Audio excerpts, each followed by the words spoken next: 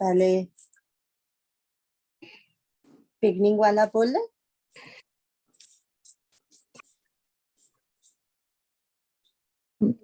सकल सुमंगलदायक रघुनायक गुणगान, सादर सुनहि ते तरहि भव सिंधु बिना जल जान। जय सीताराम चरण रति मोरे, अनुदिन बढ़ऊ अनुग्रह तोरे। थैंक यू रचना।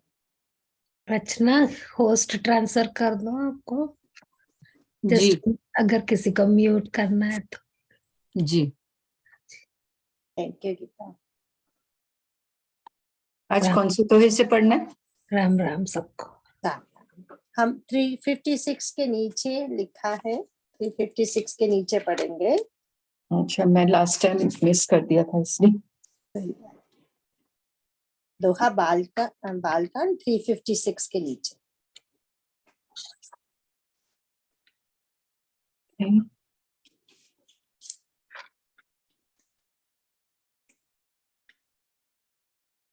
आप पढ़ोगे उषा जी? हाँ जी। श्री राम जी के सांवले सुंदर कोमल अंगों को देखकर सब माताएं प्रेम सहित वचन कह रही हैं। हे तात, मार्ग में जाते हुए तुमने बड़ी भयावनी ताड़का राक्षसी को किस प्रकार से मारा। बड़े भयानक राक्षस जो विकट योद्धा थे और जो युद्ध में किसी को कुछ नहीं गिनते थे, उन दुष्ट मारीच और सुबाहु को सहायकों सहित तुमने कैसे मारा। हे तात, मैं बलैया लेती हूँ, मुनि की कृपा से ही ईश्वर ने तुम्हारी बहुत सी बलाओं को टाल दिया। दोनों भाइयों ने यज्ञ की रखवाली करके गुरु जी के प्रसाद से सब विद्याएं पाई। चरणों की धूली लगते ही मुनि पत्नी अहल्या तर गई। विश्व भर में यह कीर्ति पूर्ण रीति से व्याप्त हो गई। कच्छप की पीठ, वज्र और पर्वत से भी कठोर शिवजी के धनुष को राजाओं के समाज में तुमने तोड़ दिया। विश्व विजय के यश और जानकी को पाया और सब भाइयों को ब्याह कर घर आए। तुम्हारे सभी कर्म अमानुषी हैं, मनुष्य की शक्ति के बाहर हैं, अर्थात जिन्हें केवल विश्वामित्र जी की कृपा ने सुधारा है, संपन्न किया है। हे तात, तुम्हारा चंद्रमुख देखकर आज हमारा जगत में जन्म लेना सफल हुआ। तुमको बिना देखे जो दिन बीते हैं, उनको ब्रह्मा गिनती में ना लावे, हमारी आयु में शामिल ना करें। विनय भरे उत्तम वचन कहकर श्री रामचंद्र जी ने सब माताओं को संतुष्ट किया। फिर शिव जी गुरु और ब्राह्मणों को चरणों का स्मरण करके नेत्रों को नींद के वश किया, अर्थात वे सो रहे। तो हमने देखा था कि शादी के बाद सब रीति रिवाज करने के बाद अब बच्चों को सोने के लिए अंदर लेके गए हैं। तो सोने के लिए अंदर लेके गए हैं और माताएं हैरान हो रही हैं और पूछ रही हैं राम जी से कि ये जो सारे काम अमनुष्य थे, मतलब एक साधारण क्या, एक वीर मनुष्य भी नहीं कर सकता है ना, जो सुपुर्व मनुष्य भी नहीं कर सकता, वो आपने कैसे कर दिए।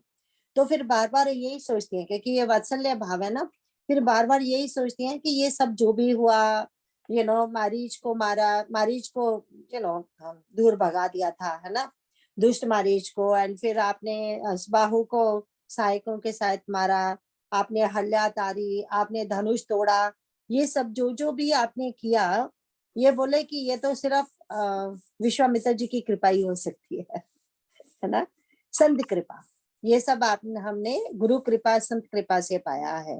तो जो सबसे सुंदर इसमें जो है वो पंक्ति ये है, जे दिन गए तुम्हें बिनु देखे, ते विरंची जानी पारे लेखे।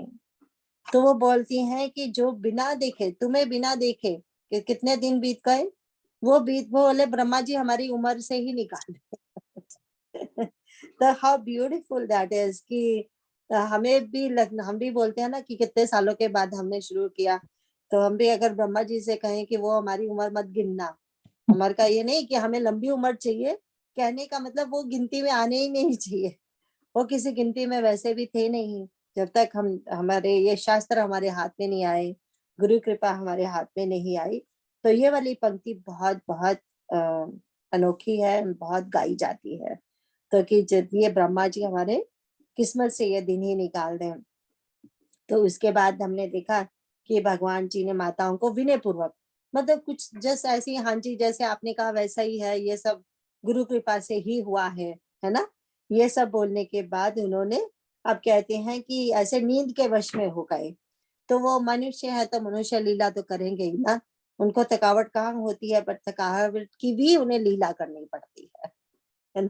आगे पढ़ते हैं 357 के नीचे। कृष्ण जी एक बात पूछनी थी कि हाँ जी। मरीच तो वो ही नहीं थे जो स्वर्ण मृग बन के आए थे, तो अभी ये डिफरेंट है कोई? नहीं नहीं नहीं, वो ही मारीच है। एक अच्छा। मारीच को मारा नहीं था भगवान ने, अच्छा। रिमेम्बर, मारीच को बिना फल का तीर मारा था।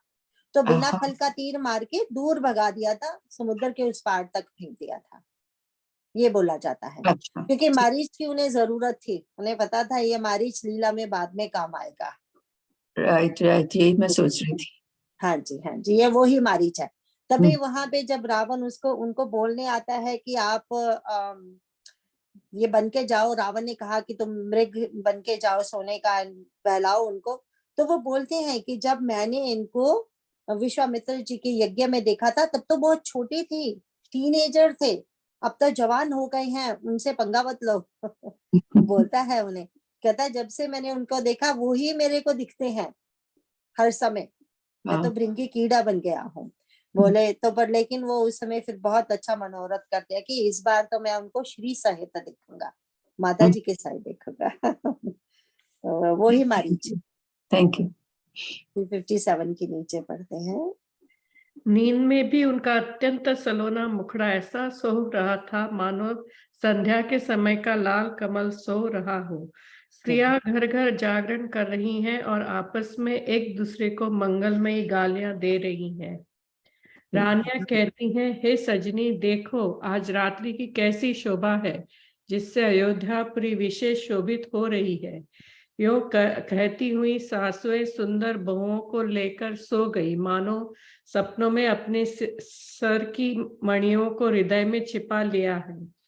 प्रातःकाल पवित्र ब्रह्म मुहूर्त में प्रभु जागे, मुर्गे सुंदर बोलने लगे, भाट और मागधों ने गुणों का गान किया तथा नगर के लोग द्वार पर जोहार करने को आए।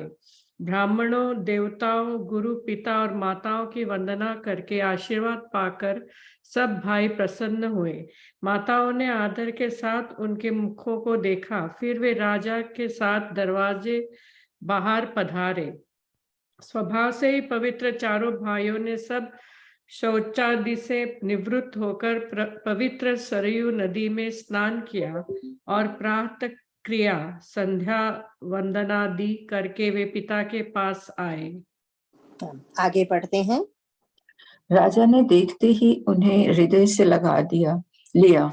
तदनंतर वे आज्ञा पाकर हर्षित होकर बैठ गए। श्री रामचंद्र जी के दर्शन कर और नेत्रों के लाभ की बस यही सीमा है, ऐसा अनुमान कर सारी सभा शीतल हो गई, अर्थात सबने तीन प्रकार के ताप सदा के लिए मिट गए। फिर मुनि वशिष्ठ जी और विश्वामित्र जी आए। राजा ने उनको सुंदर आसनों पर बैठाया और पुत्र समेत उनकी पूजा करके उनके चरण लगे। दोनों गुरु श्री राम जी को देखकर प्रेम में मुग्ध हो गए। वशिष्ठ जी धर्म के इतिहास कह रहे हैं और राजा निवास सहित सुन रहे हैं, जो मुनियों के मन भी अगम्य है। ऐसे विश्वामित्र जी करनी को वशिष्ठ जी ने आनंदित होकर बहुत प्रकार से वर्णन किया। वामदेव जी बोले, ये सब बातें सत्य हैं। विश्वामित्र जी की सुंदर कीर्ति तीनों लोकों में छाई हुई है। यह सुनकर सब किसी को आनंद हुआ। श्री राम लक्ष्मण के हृदय में अधिक उत्साह हुआ। नित्य ही मंगल, आनंद और उत्सव होते हैं। इस तरह आनंद में दिन बीतते जाते हैं। अयोध्या आनंद से भरकर उमड़ पड़ी। आनंद की अधिकता अधिक अधिक बढ़ती ही जा रही है। हाँ, तो यहाँ हम देखते हैं कि अब विदाई का समय आने वाला है ना, तो सब लोग इकट्ठे हो रहे हैं। अब ये गुरु आए हैं, राजा ने सुबह जब बैठक बैठाई है, तो रिमेम्बर विश्वामित्र जी को रनिवास में बिठाया गया था, रनिवास में रखा गया था, है ना, क्योंकि अपना अंदर का महल उनको दिया गया था। तो वहां गुरु वशिष्ठ भी आए हैं। तो अब वहां अब गुरु विश्वामित्र जी की तारीफ कर रहे हैं। क्या है, गादी पुत्र, इनका एक नाम गादी पुत्र भी है, क्योंकि इनके पिता राजा थे ना, हमें पता है इनके पिता राजा थे, उनका नाम था गादी, इसीलिए इनको गादी पुत्र कहा जाता है। तो इन्होंने एक क्षत्रिय होते हुए कैसे घोर तपस्या कर करके तपस्या की, फल पाया, फिर फेल हो गए, फिर दोबारा तपस्या की, फिर फल पाया, फेल हो गए। पर मतलब कहने का कि राजसिक से सात्विक बनना कितना मुश्किल है, वो बने एंड एक ब्रह्म ऋषि बने। फिर तो उनकी सारी कथाएं सुनाई जा रही हैं। एंड अब सारी देखो, एक साइकोलॉजी है ना, पहले जब लेने आए थे तो किसी ने केयर नहीं की इनकी कथा सुनने की, ना किसी को उनकी कथा सुनने का शौक था। उनके लिए तो इनके राजकुमार लेके जा रहे हैं, वो भी अपनी यज्ञ रक्षा के लिए, वो भी इतने भयंकर राक्षस होंगे वहां पे। अब जब देखो, अब उनको लगता है कि विश्वामित्र जी बड़े भारी चीज है, इन्हीं की आशीर्वाद से सब कुछ हुआ है, इन्होंने ही वो, रिमेम्बर माताएं बोल रही है ना, जरूर वो जो सारी विद्याएं राक्षसों को कैसे मारना है, ये विश्वामित्र जी ने ही दी होगी, है ना, पढ़ा था ना अभी हमने। तो अब उन्हें लगता है कि विश्वामित्र बड़ी चीज है, अब इनकी कथाएं सुननी चाहिए। तो जब हमें भी वो बंदा तब बड़ा अच्छा लगने लग जाता है जब हमारे काम हो जाते हैं उसके थ्रू। तो यहाँ पे मतलब देखो ये बात है। पर यहाँ पे लेकिन सुना कौन रहा है, गुरु वशिष्ठ, जो सबसे बड़ी चीज है। एंड गुरु वशिष्ठ से ही तो वो जालसी करते थे, इसीलिए तो वो ऋषि बने, उनकी बड़ी कहानी है जो। तो लेकिन देखो गुरु वशिष्ठ ही उनकी इतनी तारीफ कर रहे हैं, है ना। अब इसके आगे पढ़ेंगे 359 के नीचे। अच्छा दिन, शुभ मुहूर्त शोध कर सुंदर कंकण खोले गए, मंगल आनंद और विनोद कुछ कम नहीं हुए, अर्थात बहुत हुए। इस प्रकार नित्य नए सुख को देखकर देवता सिहाते हैं और अयोध्या में जन्म पाने के लिए ब्रह्मा जी से याचना करते हैं। विश्वामित्र जी नित्य ही चलना अपने आश्रम जाना चाहते हैं, पर रामचंद्र जी के स्नेह और विनयवश रह जाते हैं। दिनों दिन राजा का सौगुना भाव प्रेम देखकर महामुनिराज विश्वामित्र जी उनकी सराहना करते हैं। अंत में जब विश्वामित्र जी ने विदा मांगी तब राजा प्रेम मग्न हो गए और पुत्रों सहित आगे खड़े हो गए। वे बोले, हे नाथ, यह सारी संपदा आपकी है, मैं तो स्त्री पुत्रों सहित आपका सेवक हूँ। हे मुनि, लड़कों पर सदा स्नेह करते रहिएगा और मुझे भी दर्शन देते रहिएगा। ऐसा कहकर पुत्रों और रानियों सहित राजा दशरथ जी विश्वामित्र जी के चरणों पर गिर पड़े। प्रेम विल्लह को वो जानने के कारण उनके मुंह से बात नहीं निकलती। ब्राह्मण विश्वामित्र जी ने बहुत प्रकार से आशीर्वाद दिए और वे चल पड़े। प्रीति की रीति कहीं नहीं जाती। सब भाइयों को साथ लेकर श्री राम जी प्रेम के साथ उन्हें पहुंचाकर और आज्ञा पाकर लौटे। गादी कुल के चंद्रमा विश्वामित्र जी ने बड़े हर्ष के साथ श्री रामचंद्र जी के रूप, राजा दशरथ जी की भक्ति, चारों भाइयों के विवाह और सबके उत्साह और आनंद को मन ही मन सराहते जाते हैं। बहुत सुंदर ना। तो अब कहते हैं अयोध्या में नित्य ही मंगल और आनंद और उत्सव होते हैं। देखो ये राजमहल में नहीं हो रहे, पूरी अयोध्या में हो रहे हैं। आपको याद है क्यों हो रहे हैं? क्योंकि रिमेम्बर जितने छैल छबीले गए थे बारात में, सबकी शादियां हुई हैं। रिमेम्बर हमने देखा था ना कि जनकपुरी की सारे वो जितने भी लड़के आए थे वहां, जब बारात जा रही थी तभी भी बोला गया था छैल छबीले जितने सुंदर लड़के हैं, मतलब मंत्रियों के लड़के होंगे, वो सब भरत के साथ कैसे सज के निकले थे, हमने देखा था ना बारात में। और फिर हमने देखा था जनकपुरी में सबकी शादियां फिर वही होने लगी रहा था ना, ये रोज ही शादियां हो रही हैं। तो अब देखो इसीलिए भी तो अयोध्या में घर घर में आनंद मंगल हो रहा है ना अब। तो उसके बाद हमने देखा कि वो जो कंगन शादी में शादी से पहले दोनों लड़का लड़की को पहनाए जाते हैं, फिर शादी के बाद खोले जाते हैं ना शुभ मुहूर्त देख के, तो वो खोले गए। वो सब देखो सारे कितने सुंदर वे तुलसीदास जी सब रिवाजों को भी बता रहे हैं।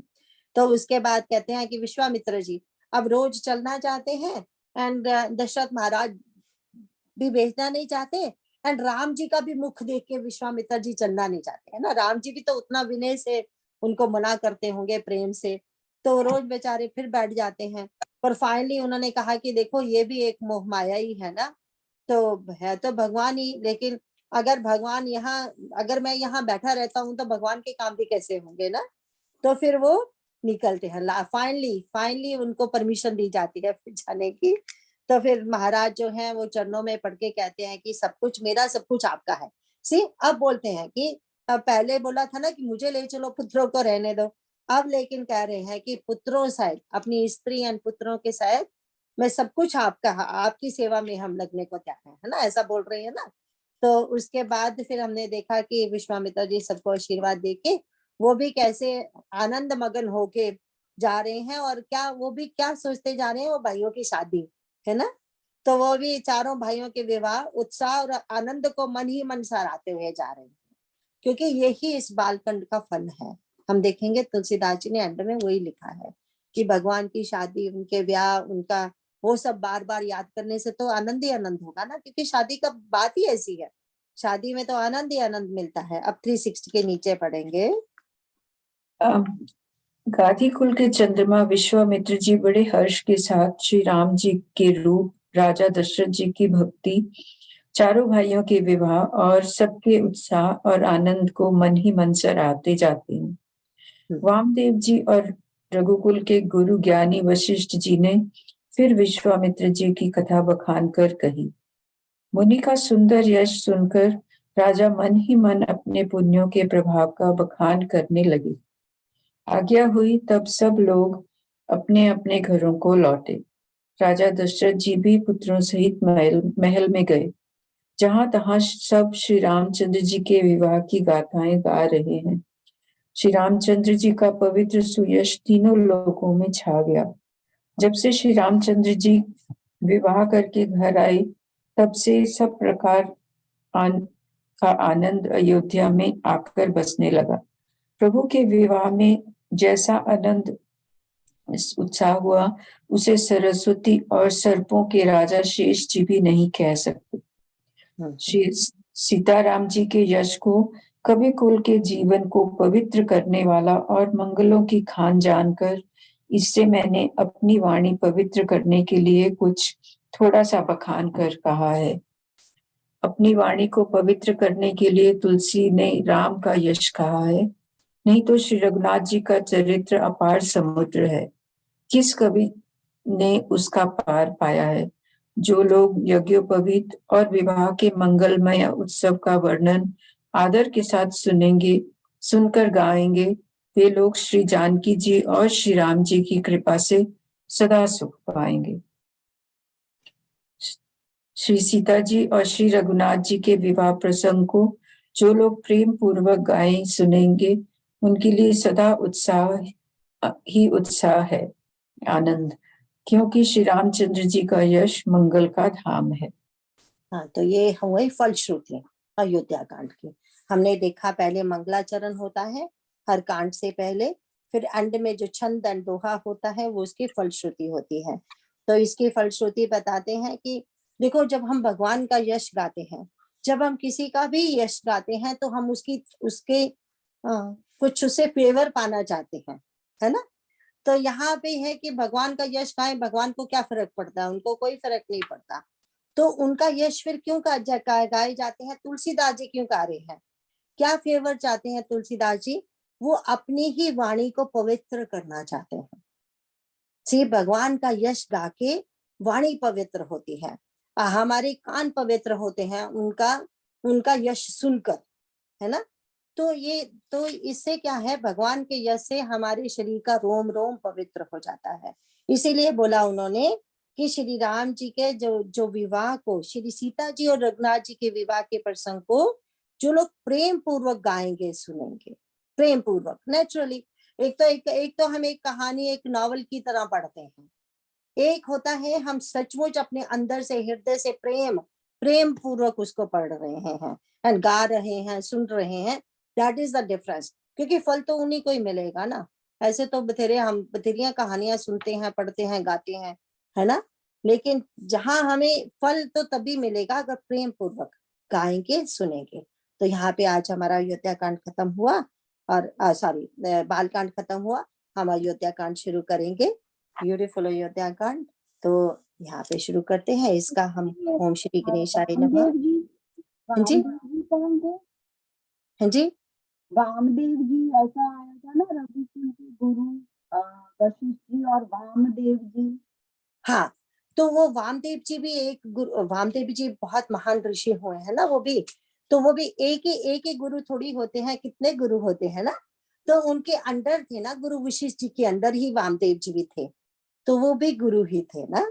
तो एक गुरु के अंदर कितने गुरु होते हैं, तो कितने डिफरेंट डिफरेंट टीचर्स होते हैं।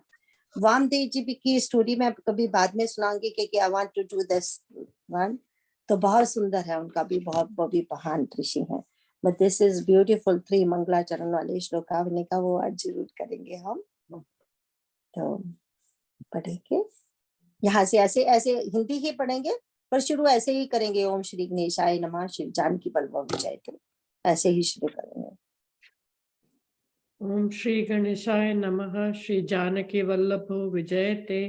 श्री रामचरितमानस द्वितीय सोपान, अयोध्या कांड। जिनकी गोद में हिमाचल सुता पार्वती जी, मस्तक पर गंगा जी, ललाट पर द्वितीया का चंद्रमा, कंठ में हलाहल विष और वक्ष तल पर सर्पराज शेष जी सुशोभित है, वे भस्म से विभूषित, देवताओं में श्रेष्ठ, सर्वेश्वर, संहारकर्ता या भक्तों के पाप नाशक, सर्वव्यापक, कल्याण रूप चंद्रमा के समान शुभ्र वर्ण श्री शंकर जी सदा मेरी रक्षा करें। एक एक करके ही पढ़ेंगे, एक एक करके पढ़ेंगे।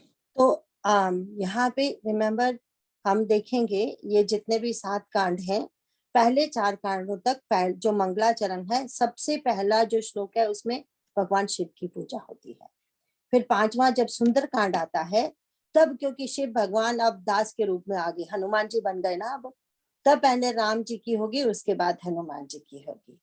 तो तब तक हर श्लोक में तो हम देखेंगे सुंदर कांड से पहले अरण्य कांड तक हर जो कांड है तो शिवजी भगवान के मंगलाचरण से शुरू होता है। जो हमारे तुलसीदास जी हैं, उन्होंने कांड करके नाम नहीं लिखा था, उन्होंने सोपान लिखा था। तो अब देखेंगे पहला सोपान था, अब द्वितीय सोपान, दूसरा सोपान। सोपान का मतलब होता है सीढ़ियां। तो ये इन्होंने लिखा है रामचरितमानस। रामचरितमानस मतलब एक सुंदर बड़ा सरोवर, सरोवर में नीचे उतरने के लिए फिर सीढ़ियां होती हैं। तो ये जो एवरी कांड है ये सीढ़ियां है, पर लेकिन जैसे हमें ताकि याद रहे तो फिर अयोध्या कांड ऐसे नाम लिख दिए गए हैं। ठीक है, तो ये जो पहला, अब क्या बोला, अब यहाँ पे है शिवजी भगवान जी की स्तुति। क्या बोल रहे हैं, यस्य आंके चा विभाति भूधर सुता। भूधर सुता मतलब भूधर किसको कहते हैं, पहाड़ है यहाँ पे। भूसुर नहीं बोला जा रहा, भूधर, जो धरती को अपने ऊपर रखने वाले, मतलब पहाड़। ये पहाड़ कौन है, हिमाचल राजा, ये उनकी पुत्री है ना, भूधर सुता। तो जिनकी गोद में हिमाचल सुता है ना, पार्वती जी है। ठीक है, तो यहाँ पे गोद में भी बोलते हैं, या फिर वाम, जहाँ पे बोला यस्या आंके च का मतलब होता है यहाँ भी वहां भी। वो कभी बाएं अंग में बैठी होती हैं, कभी उनको गोद में बिठा के भगवान जी एक तरफ गोद में बिठा के इवन सारे ऋषियों को प्रवचन कर रहे होते हैं, कभी माता सामने बैठती हैं। रिमेम्बर, सामने बैठ के वो जब वट वृक्ष के नीचे उन्होंने ये रामचरितमानस की कथा सुनी, तो सामने बैठ के सुनी, तब तो आमने सामने बैठेंगे ना। तो ये माता जी हैं, एंड उनके मस्तक पे क्या है, गंगा मैया। ठीक है, एंड ललाट पर द्वितीय का चंद्रमा।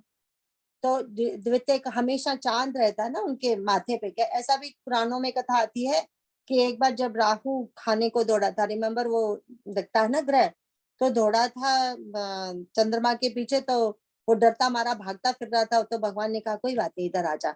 तो उन्होंने यहाँ पे उसको सजा लिया अपने माथे पे तो तब कोई टच नहीं कर सकता ना। एंड उसके बाद कहते हैं कंठ में हलाहल विष, ये हमें पता ही है कि उन्होंने विष पिया था। तो उसके बाद है वक्षस्थल पे सर्पराज, तो ये जो उनके 9 रूप यहाँ पे बताए गए हैं ना, ये 9 रस हैं। अब एक एक करके हम देखते हैं 9 रस कैसे हैं। पहले तो है हिमाचल में जो जिनकी गोद में हिमाचल सुता, तो ये है श्रृंगार रस। ठीक है, श्रृंगार रस है, ये उनकी पत्नी है ना। तो मस्तक पर गंगा जी, अब सिर के ऊपर गंगा जी। गंगा जी पता कौन है? गंगा जी उनकी साली है। तो ऐसे कहते हैं, पत्नी को गोद में बिठाया और साली को सिर पर चढ़ा के बिठाया। साली को सिर पर चढ़ा के रखा है। ये हास्य रस, 9 रस होते हैं ना। तो पहला था श्रृंगार रस, अब दूसरा है हास्य रस। अब जो तीसरा है ललाट पर दिखते का चंद्रमा, यह अद्भुत रस, अद्भुत। चांद तो आकाश में होता है, उन्होंने यहाँ जटाओं पे सजा के रखा है, अद्भुत है ना। अब इसके बाद हम देखते हैं कंठ में हलाहल विष। अब ये क्या है? ये है करुणा रस। करुणा रस कैसे? रिमेम्बर, उन्होंने जब देवताएं सब घबरा गए, ये विष निकला जब समुद्र से, सब लोग घबरा गए, तो उन्होंने फिर सबको बचाने के लिए विष को अंदर कर लिया था ना। रिमेम्बर, मुंह में नहीं रखना है क्योंकि जीभा में राम राम रटती है, अंदर नहीं करना है, हृदय में भगवान बैठे हुए हैं। एंड फिर यहाँ पे रख लिया गले में, तभी ऐसे कहते हैं ना। तो विष जो होता है उसके आगे अगर हम राम पहले लगा दें तो विष को विश्राम मिल जाता है। विष प्लस राम हो गया ना, यहाँ राम राम रटते हैं ना, तो विष आया, यहाँ रुक गया विष, विश्राम मिल गया विष को यहाँ पे। तो यह है करुणा रस, देवताओं को बचाने के लिए उन्होंने ऐसे किया। तो ये जो आगे है नंबर 5 है, जो वक्ष स्थल पर सर्पराज, ये नंबर 5 है ना। तो ये नंबर 5 क्या है? अब इतने भयानक, यहाँ पे भी गले में भी सांप, यहाँ भी सांप, हाथों में भी सांप। तो ये क्या है? हमारे लिए भयानक रस। देख के हमें तो डर लगता है सांपों को, उन्होंने तो जगह जगह सांप कर रखे हैं अपने, है ना। यह भयानक रस। और उसके बाद है, फिर उन्होंने बोला वह भस्म से विभूषित। अब भस्म, अब इमेजिन करिए, वो कहते भी ये है कि भस्म भी काहे की लगाई है? शमशान भूमि की भस्म। तो भस्म लगा के बैठे हैं, तो भस्म लगा के हमें कैसा लगेगा? इसको बोलते हैं विभत्स रस। विभत्स को हिंदी में बोलते हैं कि जिसको देख के हमें घृणा जैसे हो, बिल्कुल अच्छा नहीं लगता ना, बुरा लगता है कितना, तो उसको हिंदी में विभत्स रस बोला जाता है। पर ये विभत्स रस होते हुए भी आगे देखो उनको देवताओं में श्रेष्ठ बोला गया है ना।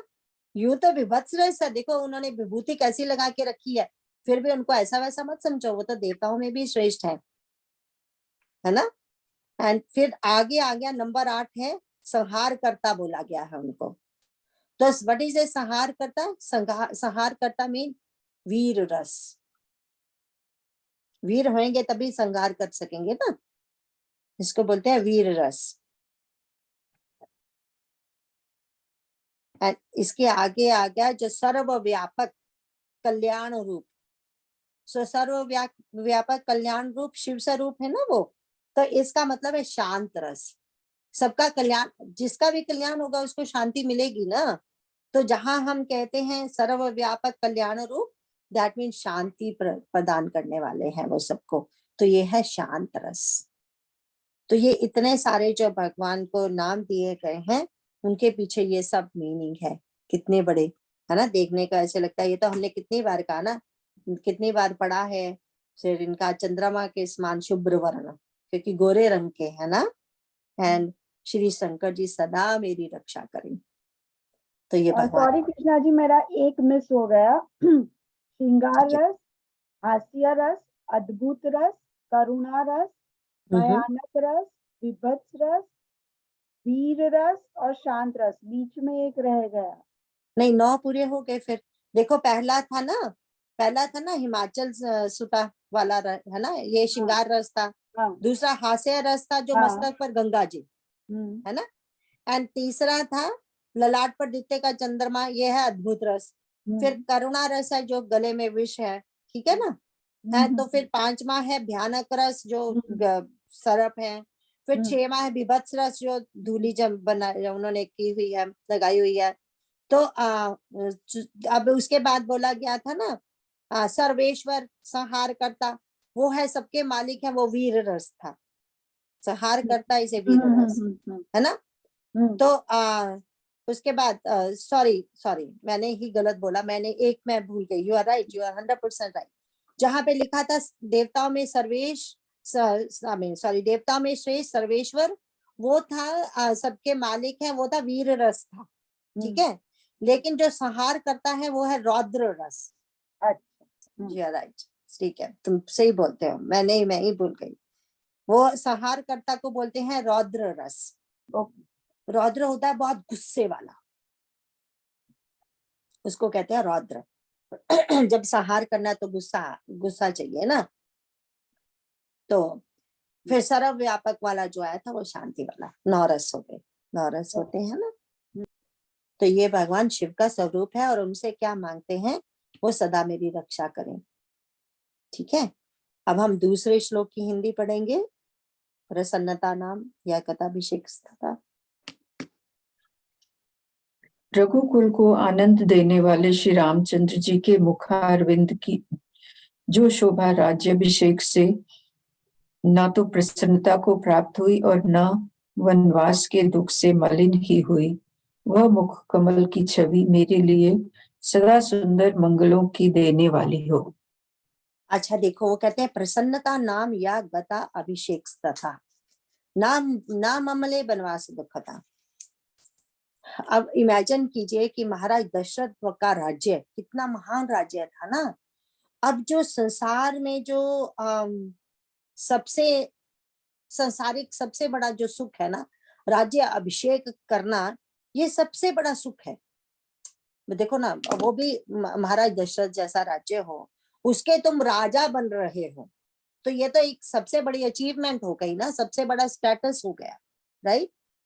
तो अब उसके बाद कहते हैं, उनको बोला गया कि आपको सुबह राजा बनाया जाएगा, फिर बोला गया कि नहीं आपको तो वनवास में रहना पड़ेगा। दोनों में सम है, वो समता इज उनका सबसे बड़ा गुण है, समता, ठीक है।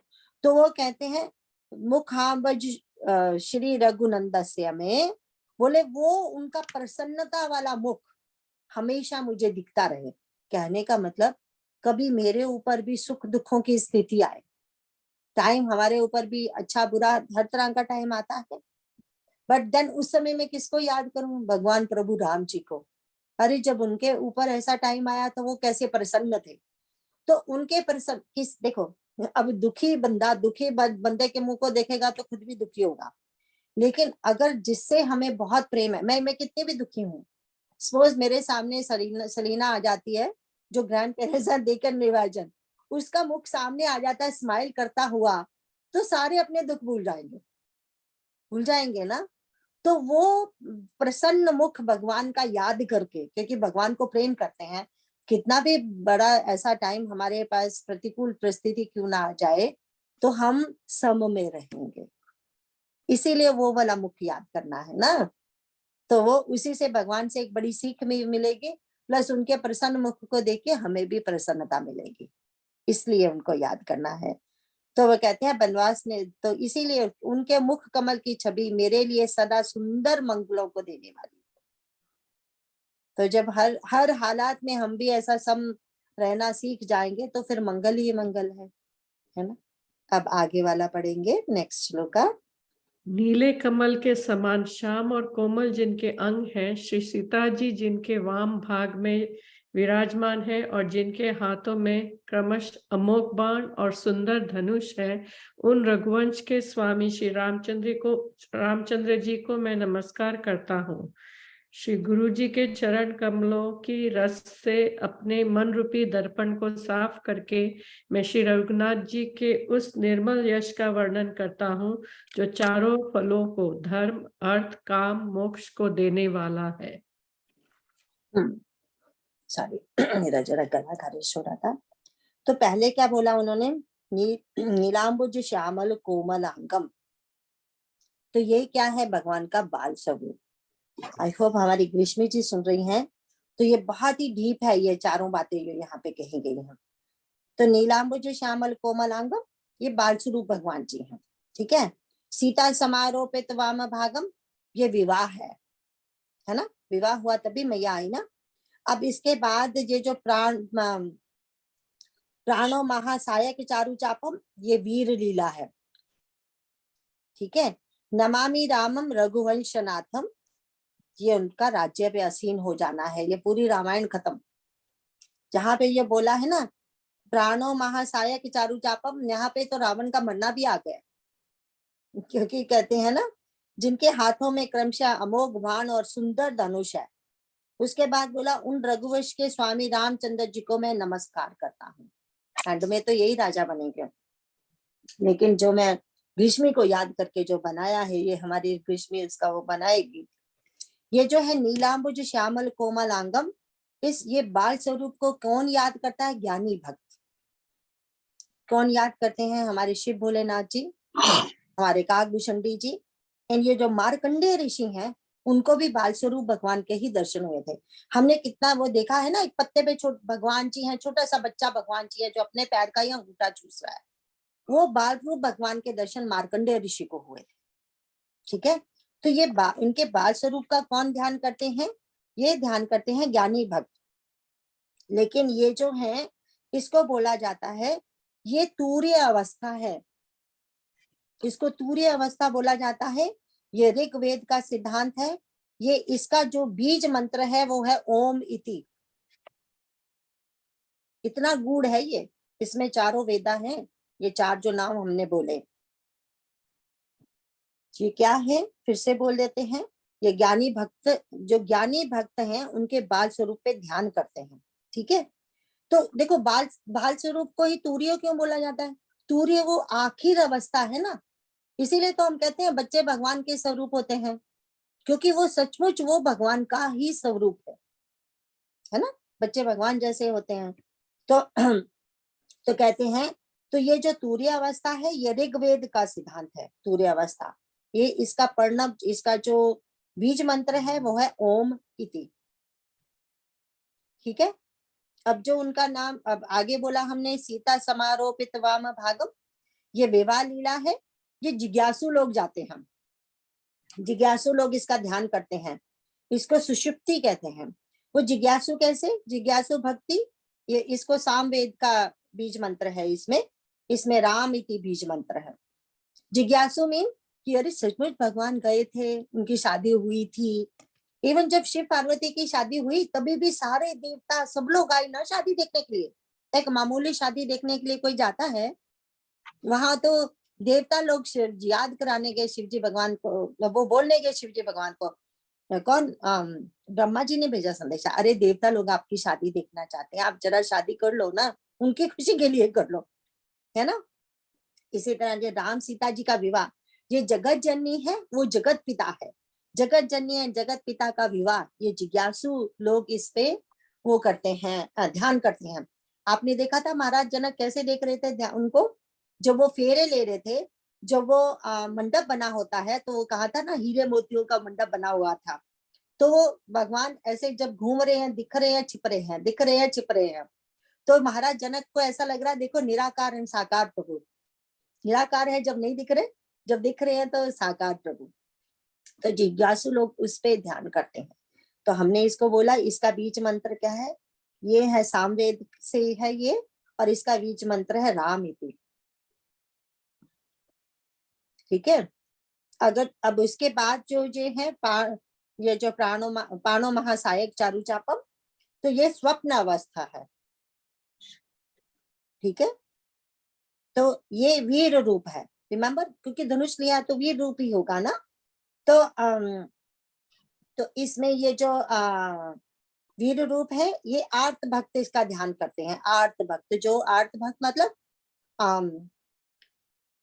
जो जिसको किसी का भय है ना। आर्त भक्त जिसको हेल्प की जरूरत है, जो मदद के लिए ध्यान कर रहे हैं, आर्त भक्त उनको कहा जाता है।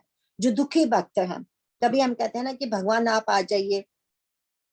तो ये आर्त भक्त जो है इस चीज का ध्यान करते हैं। ये यजुर्वेद का सिद्धांत है। और इसका जो बीज मंत्र है वह सोहम इति, सोहम मंत्र है ना, जो वो है इसका बीज मंत्र।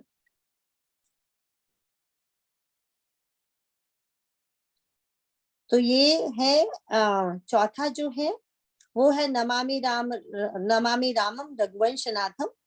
तो ये है जागृत अवस्था।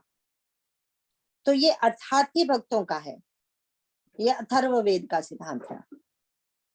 इसमें बीज मंत्र नहीं लिखा है, पर इसमें सिर्फ ये लिखा है, ये अर्थार्थी भक्तों का, अर्थार्थी भक्त इस तरह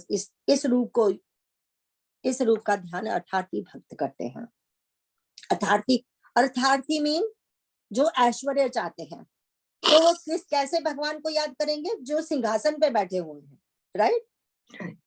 जिसको धन चाहिए वो ऐश्वर्य वाले भगवान जी को ही याद करेगा ना। वो शायद शिव भोलेनाथ को जो शमशान घाट में बैठे हैं उनको याद न करे, उनको लगे ये नंगा मुझे क्या देगा, है ना। तो इसीलिए तो वो उसको याद करेगा जो राज सिंहासन पे, जिसका ऐश्वर्य जिसको दिखाई दे। तो ये अर्थार्थी भक्तों का ध्यान है, ये अथर्ववेद का सिद्धांत है। ठीक है। सो पहला था हमारा ओमिति, दूसरा था हमारा रामिति, एंड जो तीसरा था हमारा सोहम, एंड ये चौथा अथर्ववेद का ध्यान है। तो ये ऐसा देखने को लग रहा था बस 4 नाम ही बोले हैं, लेकिन कितना गूढ़ है ना। तो नीलांबुज श्यामल कोमलांगम सीता समारोपित वाम भागम बाणो महासायक चारुचापम नमामि रामम रघुवंशनाथम। तो बहुत सुंदर है। नीले कमल के समान श्याम और कोमल जिनके अंग है, सीता जिनके वाम भाग में विराजमान है और जिनके हाथ में क्रमशः अमोघ बाण और सुंदर धनुष है, उन रघुवंश के स्वामी श्री रामचंद्र जी को मैं नमस्कार करता हूँ। अच्छा, अब जो देखने वाली चीज है वो ये है कि यहाँ पे श्री गुरु चरण सरोज रज निज मन मुकर सुधारी, एंड यही उन्होंने, हमें पता ही है कि हनुमान चालीसा के आगे भी यही लिखा है। अब हम इसको देखते हैं, श्री गुरु चरण सरोज रज।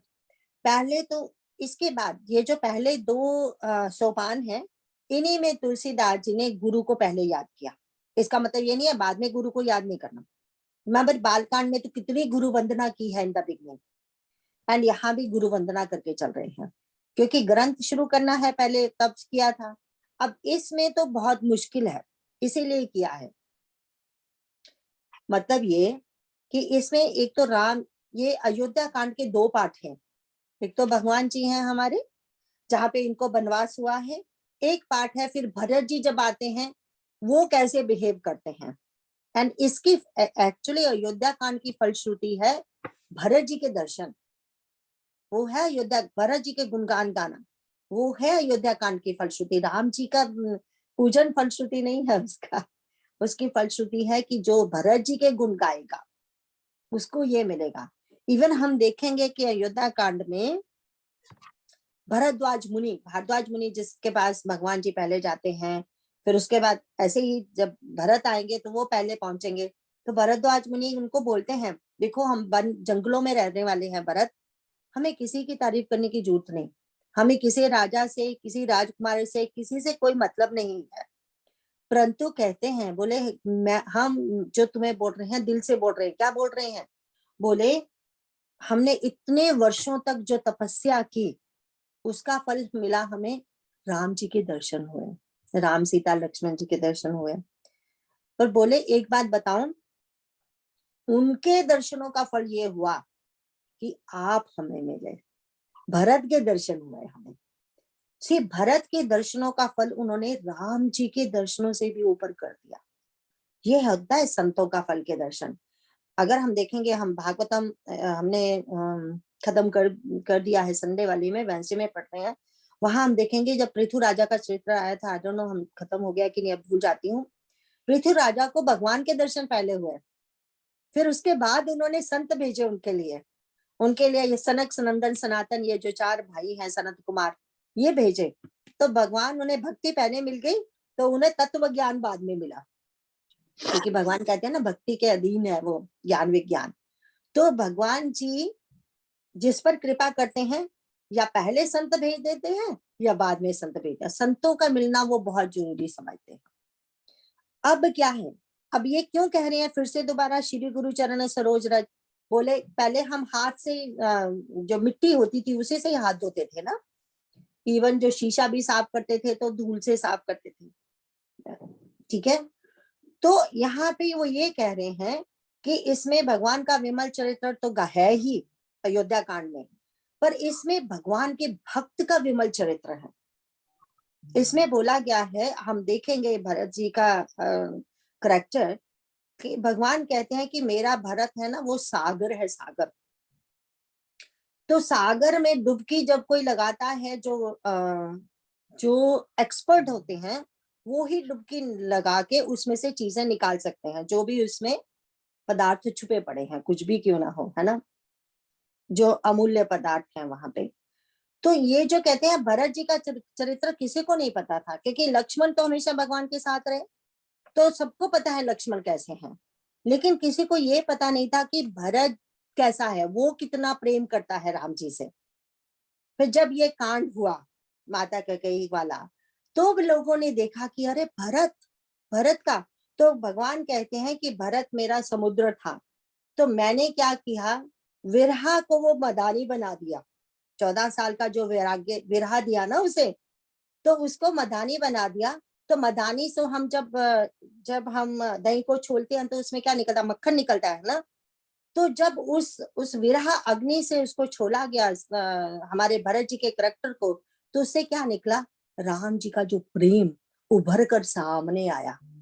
जो मक्खन पहले छुपा पड़ा था दही में, दूध में, दिख नहीं रहा था ना, बाहर नहीं आ रहा था, तो वो कैसे आता है। इसी तरह से जब भरत जी को विरह मिला तो वो मक्खन सामने आया। उससे क्या, उससे सबको फायदा हुआ। हम देखेंगे कि भरत जी का करैक्टर ही एक ऐसा करैक्टर है जो चारों वर्णों के लिए है, चारों जो हमारे वर्ण आश्रम है, चारों आश्रमों के लिए है। उनके करैक्टर को जो ब्रह्मचारी भी फॉलो करते हैं, सन्यासी भी फॉलो करते हैं, गृहस्थ भी फॉलो करते हैं, जो बानप्रस्थ है वो भी, मतलब इतना सुंदर। So why they are saying now श्री गुरु चरण सरोज रज, वो कहते हैं कि मैं अपने मन के मुकर को फिर से साफ करता हूँ जरा। जितना वो साफ होगा तभी निर्मल करैक्टर नजर आएगा ना। देखो मन हमारा मन कब साफ होता है, जब उसमें कोई विषय नहीं रहता, तभी तो समाधि लगती है ना। इसी तरह हमें तो पता ही है, हमारे जो विंडोज हैं, जो शीशे हैं, इसको हम विंडेक्स डाल डाल के साफ करते रहते हैं। अगर वो शीशा साफ होगा तो हमें बाहर का भी सीन दिखेगा, बाहर वालों को अंदर का भी दिखेगा। अंदर बाहर दोनों तभी नजर आएंगे अगर शीशा साफ होगा। तो इसीलिए वो गुरु को फिर से याद करते हैं, कहीं ऐसा ना हो। ये बड़ा डीप विषय अब आने वाले हैं, जब माता कैकेयी एंड वो दशरथ महाराज जी के वार्तालाप होने वाला है। वो हमारी आत्मा को झंझोड़ के रख देने वाले वाक्य हैं वहां पे। तो वो सोचते हैं कहीं मैं बह ना जाऊं, कहीं मैं अन्याय ना कर दूं किसी भी करैक्टर के साथ।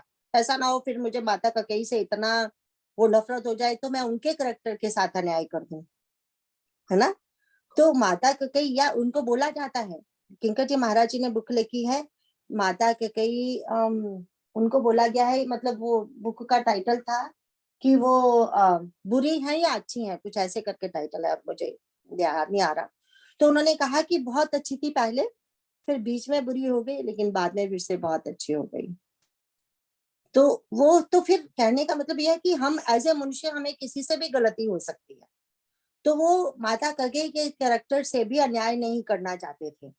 एंड भरत जी का कैरेक्टर दिखाना है, वो तो इतना डीप है कि वो कहते हैं सरस्वती जी नहीं बयान कर सकती, शेषनाग नहीं बयान कर सकते, तो हाँ क्या नहीं, क्योंकि उनका कैरेक्टर दिखाने के लिए उनके अंदर को पहचानना पड़ेगा ना, तो हाउ हार्ड इट इज। इसीलिए गुरु जी की वो, इसीलिए श्री गुरु चरण सरोज रज। तो यहाँ पे लेकिन सबसे जो ब्यूटीफुल चीज जो ये देखने वाली है, जब हम कहते हैं वरुणो रघुवर विमल जसु जो दायक फलचारी। रघुवर, रघुवर मतलब रघुवर, सारे के सारे रघुवर उनका लास्ट नेम होता है ना। तो इनमें रघुओं में जो श्रेष्ठ हैं, तो यहाँ पे 2 जने श्रेष्ठ हैं रघुओं में, श्री राम भी और भरत जी भी। दोनों का ही कैरेक्टर बताया जाएगा ना, तो भरत जी एंड श्री राम जी। बट अब देखो जब हनुमान चालीसा में भी तो हम यही कहते हैं ना फिर, तो वहां पे किसकी तारीफ की जा रही है, राम जी की, भरत की, कि भरत जी का तो वहां नाम ही नहीं, तो हनुमान जी की। बट वहां अगर हम देखेंगे तो हनुमान जी को भी रघुवर बोला गया है। क्यों? क्योंकि माता ने जब सुंदरकांड में माता ने सबसे पहले उनको सुत बोला, पुत्र बोला। अगर माँ ने पुत्र बोल दिया, फिर वापस आए तो श्री राम जी ने भी पुत्र बोल दिया, वो उनका पुत्र हो गया ना। अच्छा, अमेरिका में जिनके पेट हैं उनको तो पता ही है, हमारा भी पेट था सोनी, तो जब डॉक्टर के पास लेके जाते थे तो वो सोनी शर्मा थी ना। तो हमारा, हमें तो पता ही है जिनके पेट हैं, तो हमारे पेट का लास्ट नेम हमारा ही लास्ट नेम है। तो जब बोला जाता है आई रिमेम्बर, अब तो हमारी सोनी को गए कितने दिन हो गए। मैं एक बार कहीं बाहर बात कर रही थी, तो उस दिन सोनी मेरे साथ नहीं थी, तो then somebody comes to me and they say you are Sony's mom, right? यार, Sony's mom. So, मतलब हंसने की बात है यार, या हम Sony's mom। तो अब हमें कुतिया का भी माम बना दिया गया, तो डॉग का भी माम बना दिया गया। तो कहने का मतलब फिर, लेकिन वो होता है, हो जाता है। इसी तरह वहां पे फिर हनुमान जी रघुवर है, बिकॉज हनुमान जी को माता पिता ने अडॉप्ट कर लिया है, श्री राम जी और सीता जी ने अडॉप्ट कर लिया है, एंड वो भी रघुवर हो गए, और वो भी रघुवर में वो सब उसी में आ रहे हैं, वो भी वैसे ही श्रेष्ठ है, इसीलिए ये वहां पे रखा गया है। 850 हो गए। तो यहाँ पे सो श्री गुरु चरण सरोज रज निज मन मुकरु सुधारी, क्यों वो बोल रहे हैं? ताकि मैं अपने मन को पूर्ण रूप से निर्विषय कर दूं, ताकि ये शीशे की तरह निर्मल हो जाए गुरु चरणों के रज से। क्योंकि मुझे रघुवर जी का करैक्टर गाना है, उनके गुणों को गाना है, वर्णो रघुवर विमल जसु, उनके निर्मल चरित्र को गाने के लिए अपने मन को मुझे निर्मल करना है। तो उससे क्या मिलेगा? जो दायक फलचारी, तो उसे धर्म अर्थ काम मोक्ष सभी कुछ प्राप्त हो जाएंगे। जो जो चाहता है उसको वो मिलेगा। लेकिन हमारे भरत जी तो ये कहेंगे ना कि मुझे उसमें कुछ नहीं चाहिए, मुझे जब भगवान के चरणों की रति चाहिए, प्रेम चाहिए, तो वो भी मिलेगा, जिसको जो चाहिए वो मिलेगा, है ना। लेकिन आम मनुष्य, हम 4 पुरुषार्थ हमारे लिए बताए गए हैं, वो तो मिलने ही वाले हैं ये करके। तो 351 में थोड़ा सा एक दो और कर लेते हैं, ठीक है, एक तो दोहे तक। पर मैंने सोचा कि इसको जरा डिटेल में कर लेना, तो फिर मौका नहीं मिलेगा। अदरवाइज कहानी तो हम पढ़ते ही रहते हैं, सारे अपने आप ही पढ़ेंगे। आई एम ग्लैड हमारी ग्रीष्मी है, तो now she can make the, हमें वो बना सकती है ना चार्ट इसका भी। तो ठीक है, अब हम इसके आगे पढ़ेंगे। जब से श्री रामचंद्र जी विवाह करके घर आए, तब से अयोध्या में नित्य नए मंगल हो रहे हैं और आनंद के पधावे बज रहे हैं। 14 लोक रूपी बड़े भारी पर्वतों पर पुण्य रूपी मेघ सुख रूपी जल बरसा रहे हैं। रिद्धि सिद्धि और संपत्ति रूपी सुहावनी नदियां उमड़ उमड़ कर अयोध्या रूपी समुद्र में आ मिली। नगर के स्त्री पुरुष अच्छी जाति के मणियों के समूह हैं, जो सब प्रकार से पवित्र, अमूल्य और सुंदर है। नगर का ऐश्वर्य कुछ कहा नहीं जाता, ऐसा जान पड़ता है मानो ब्रह्मा जी की कारीगरी बस इतनी ही है।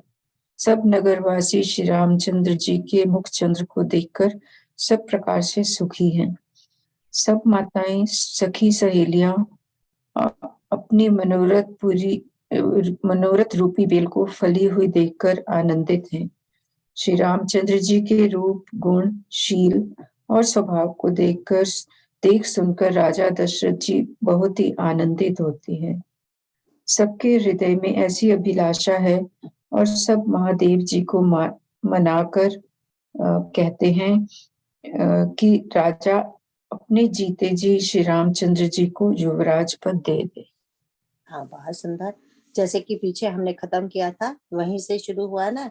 जब से रामचंद्र जी विवाह करके घर आए, तब से अयोध्या में नित्य नए मंगल हो रहे हैं, क्योंकि घर घर में मंगल हो रहे हैं। तभी हमने कहा था कि सब बच्चों की शादियां हो गई हैं, जवान लड़कों की, तो नित्य नए मंगल हो रहे हैं। तो बोला है कि कितनी सुंदर अयोध्या नगरी है, इसके लोग कितने सुंदर है, उसकी व्याख्या की गई है। लेकिन अब यहाँ पे एक जो मेन पंक्ति जो छपाई बहुत इंपॉर्टेंट है, वो है राम रूप गुणशील स्वभाव, प्रमोदित होई देख सुनी राऊ। तो वो बोल रहे हैं श्री राम चंद्र जी के रूप, गुण, शील और स्वभाव को देख सुनकर राजा दशरथ जी बहुत आनंदित होते हैं। अब देखो, हमने तो देखा है जब कोई बहुत रूपवान होता है ना, बहुत सुंदर होता है, तो उसको अपनी सुंदरता का अभिमान होता है, चाहे वो मेल हो चाहे फीमेल हो, तो वो अपने आप को बड़ा सुंदर समझते हैं, वो भी एक अहंकार आ जाता है। अच्छा तो चलो, जो जिसमें कोई ना कोई गुण होता है, गुण मीन कोई भी किसी तरह का भी, कोई बहुत अच्छा पेंटर है, कोई बहुत अच्छा गायक है, कोई कुछ है, मतलब कोई स्पेशल गुण है जिसमें होता है, तो वो भी थोड़ा अभिमानी हो जाता है कि मेरे जैसा कोई बोल नहीं सकता, मेरे जैसा कोई पेंटर नहीं है, मेरे जैसा कोई गायक नहीं, अगर हमें कोई स्पेशल गुण है तो, है ना। फिर बोलते हैं शील, मतलब आचरण। यह हो सकता है कि कोई बहुत सुंदर है, उसमें सुंदर भी है, गुण भी है। शील मतलब होता है उसका आचरण बहुत अच्छा है। आचरण मीन कि बहुत ऑनेस्ट है, अच्छे दिल का है, वो सारे अच्छे गुण वाले जो होते हैं, जो सारे अच्छे सब बातें जो होती हैं आचरण में, जो शील मतलब हमेशा आचरण होता है, आचरण में जो दूसरों को कभी ना दुख देने वाला हो, जो है ना, ऐसे ऐसे बंदे को शील बंदा, शील कहते हैं। तो ये जो सारे के सारी चीजें अलग अलग बताई गई है ना, सारे एक बंदे में कम होती हैं। देखो कोई कई बार कोई हम कहते हैं ना ये बहुत ऑनेस्ट है, ये भी एक आचरण का एक गुण है ना, बट वो जो कहते हैं बहुत स्ट्रेट फॉरवर्ड है, ठीक है, स्ट्रेट फॉरवर्ड भी ठीक है, बट लेकिन स्ट्रेट फॉरवर्ड भी होना कहाँ पे कहाँ होना, क्या बोलना, वो भी एक आर्ट है ना। फिर स्ट्रेट फॉरवर्ड होने का मतलब ये नहीं है कि अरे मैं तो बिल्कुल हमेशा सत्य बोलता हूँ और सत्य ही बोलूंगा, किसी को अच्छा लगे किसी को बुरा लगे, वो भी तो सही नहीं है। तो ये मतलब है इसका, शील का, ठीक है। और स्वभाव, स्वभाव का होता है कि फिर वो सारे, उसका आचरण बहुत अच्छा है, उसका वो शील भी बहुत अच्छा है, गुणी भी है, सुंदर भी है, बट लेकिन स्वभाव वही जो बात की अभी हमने, फिर स्वभाव सर्द गर्म हो सकता है ना, मूडी हो सकता है बंदा। आज तो सबसे, एंड ये भी कोई जरूरी नहीं है कि एक बंदे का, अगर मेरा स्वभाव आप लोगों को अच्छा लगता है, कोई बंदे होंगे जिनको नहीं भी अच्छा लगता, तो जरूरी नहीं है कि सबको एक बंदे का स्वभाव पसंद आता है, ठीक है। लेकिन राम जी कैसे हैं, राम जी ऐसे एक तो बहुत ही सुंदर हैं, हर प्रकार के गुण हैं उनमें, शील भी, उनका आचरण भी बहुत सुंदर है, और उनका स्वभाव देख देख कर राजा दशरथ भी आनंद होते हैं और सारे लोग भी आनंद होते हैं। ये नहीं, अब राजा दशरथ तो पिता है, वो तो आनंदित होगा ही अपने पुत्रों को देख देख के, बट श्री राम जी को देख के वो देखो बोले सबके हृदय में ऐसी अभिलाषा है। क्या अभिलाषा है कि युवराज महादेव जी से वो प्रार्थना कर रहे हैं, सारे के सारे भगवान शिव से, सारे अयोध्यावासी क्या प्रार्थना कर रहे हैं कि श्री रामचंद्र जी को युवराज बना दिया जाए। ऐसा नहीं कह रहे कि उनको महाराज दशरथ बहुत पसंद है, महाराज दशरथ पसंद है इसका मतलब नहीं कि दशरथ चले जाएं। युवराज का मतलब यही होता है, जब किसी को युवराज घोषित किया जाता है, उसका मतलब यह है कि राजा के बाद ये बंदा राजा बनेगा, ये मतलब है, ताकि राजा के होते हुए जो युवराज है वो अपनी रिस्पॉन्सिबिलिटी सीख ले, उसको फिर हर काम सिखाया जाता है ना उस एक बंदे को। तो ये बात है, तो वो बोलते हैं कि हर कोई अपने मन में ये चाहता है कि श्री रामचंद्र जी को युवराज बना दिया जाए। अब हम इसके नीचे वाला एक और पढ़ लेते हैं। एक समय रघुकुल के राजा दशरथ जी अपने सारे समाज सहित राज सभा में विराजमान थे। महाराज समस्त पुण्यों की मूर्ति हैं, उन्हें श्री रामचंद्र जी का सुंदर यश सुनकर अत्यंत आनंद हो रहा है। सब राजा उनकी कृपा चाहते हैं और लोक पालगण उनके रुख को रखते हुए अनुकूल होकर प्रीति करते हैं। पृथ्वी आकाश पाताल तीनों भुवनों में और भूत भविष्य वर्तमान तीनों कालों में दशरथ जी के समान बड़भागी और कोई नहीं है। मंगलों के मूल श्री रामचंद्र जी जिनके पुत्र हैं, उनके लिए जो कुछ कहा जाए सब थोड़ा है। राजा ने स्वाभाविक ही हाथ में दर्पण ले लिया और उसमें अपना मुंह देखकर मुकुट को सीधा किया।